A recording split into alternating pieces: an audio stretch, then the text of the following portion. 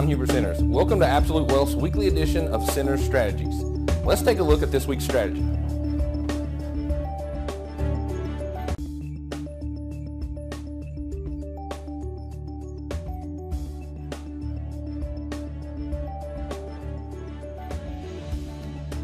In this week's strategy, let's take a look at Bloomberg and CNBC.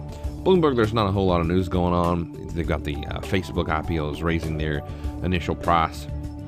You flip over here to CNBC.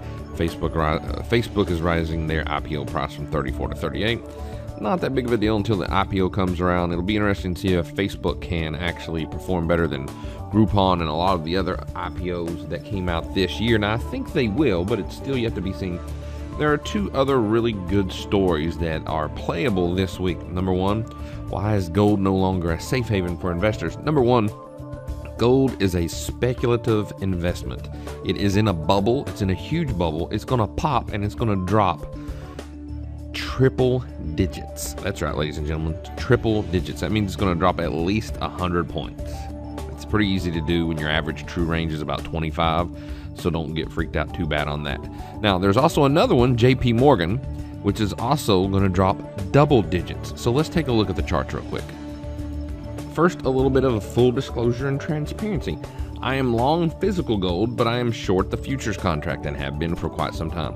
I still believe gold is in a massive bubble and it's going to pop, and I think it's going to drop below $1,500 for the futures contract. It could potentially drop down to $1,400. So you've had a nice little double top here, a retracement down, and then a little bit of a minor ambush in this area where it came back up through it.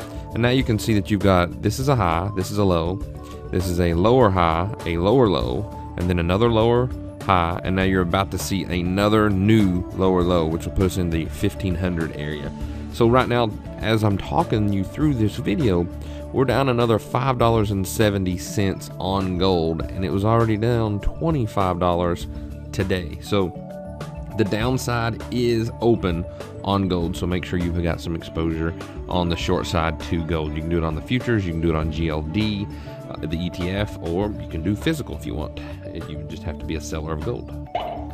Now, as far as JP Morgan goes, you've got a breakaway gap on some very bad news, and anytime that the breakaway continues on the second day, that opens up the door for all the way down here to $28.32 or possibly $30. So 28 to 30 bucks, and it could really drop double digits. So in other words, this thing could get cut in half fairly quickly if they don't start turning around the image and the story that they have kind of going throughout the street. So I like JP Morgan as a short. Place you stop in a target and let it roll. Those are two really good short candidates as I see them this week. If you heard the little pop going off, I've just got an alert also on some bond trades and some gold trades. So that's this week's strategy: short gold, short JP Morgan. Good luck, hope it helps, and I'll see you on the next video.